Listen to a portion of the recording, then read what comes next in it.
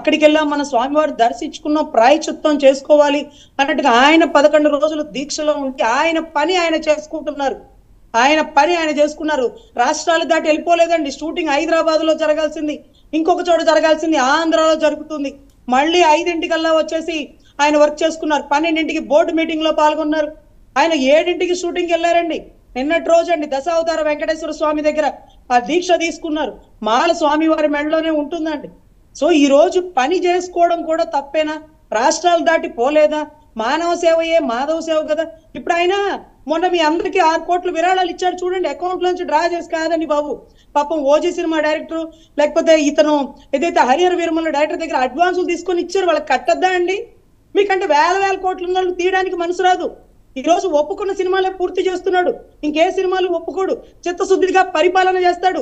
Shooting అయిపోయిన వెంటనే participate చేశారు, మీకు ఫోటోలు రాలేదా? న్యూ లుక్ లో పవన్ కళ్యాణ్ అని తెలియట్లే మీకు? ఇంకా కూడా బురద జరుగుతారేంటి సార్? ఆయన పని ఆయన చేసుకునేంటి సార్? ఆయన అప్పులు ఆయన కట్టాలి సార్. జీతాలు కూడా తీసుకుని అన్నాడు కదా సార్. కనీసం ఫర్నిచర్ కూడా నా డబ్బుతో నేను కొనుక్కున్నాను అన్నాడు కదా సార్. ఇంకా కూడా మనం వేలెత్తి చూపడానికి వేళ్లు లేగవలేవండి. అది చాలా తప్పు.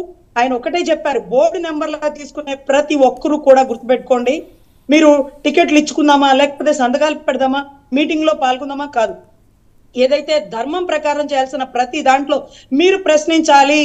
మీరు బోర్డు నెంబర్ గా ఈ కైంకర్యాలు ఇలా జరగాలి, ఆగమ శాస్త్రం ప్రకారం జరగాలని అడగాల్సిన బాధ్యత మీకుంది. అలా అయితేనే తీసుకోండి, లేకపోతే వదిలేయండి అంటూ కలకండిగా చెప్పండి.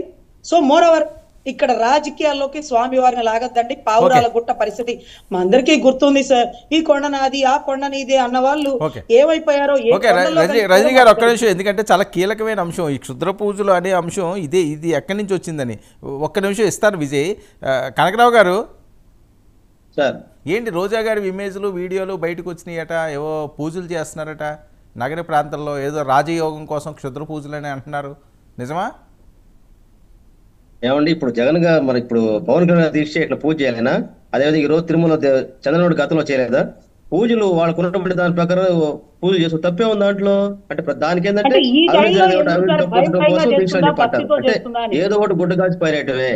అంటే ఒక మనిషి దీక్ష పూజ చేసుకోవటం వాళ్ళకు ఉన్నప్పుడు చేసుకుంటారు. దానికి ఏంటంటే మీరు ఒకటి పూజ చేస్తే తప్పులు మొత్తం కాదండి. ఇప్పుడు ఓకే పూజలు ఏమన్నా ఇవేమన్నా ఉంటే ఇంట్లోనో గుళ్ళోనో చేసుకున్నారు, కానీ పూజలు అంటున్నారు కదా. అంటే పూజ చేస్తే తప్పులు ఒప్పైపోతాయా? కాదండి, క్షుద్ర పూజలు అంటున్నారు కదా, అది కదా ఇప్పుడు పాయింట్. ధైర్యంగా సార్ కాదు సార్, వినండి సార్, ఏదో దీక్ష పూజలు వేరు క్షుద్ర పూజలు వేరు కదండి. ఏ క్షుద్ర పూజలు అంటే పూజలు చేస్తే తప్పులు ఒప్పైపోతాయా? అవునండి, ఆ విషయం ఆవిడకి తెలియదు. దానికి మీరు గుడ్డ కాల్చి పడేస్తున్నారు. పూజలు చేస్తే తప్పులు ఒప్పైపోవు కదా. ఈరోజు 500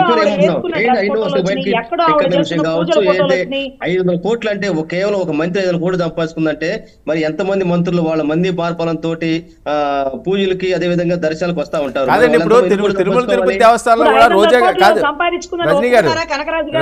రజనీ గారు మీరు ఏదో రెడ్ శారీతో గట్టా అంటున్నారు, అక్కడ తిరుమల తిరుపతి దేవస్థానంలో మా వాళ్ళు విజువల్స్ చేస్తున్నారు, అవి కూడా రెడ్ శారీతో ఉన్నాయి.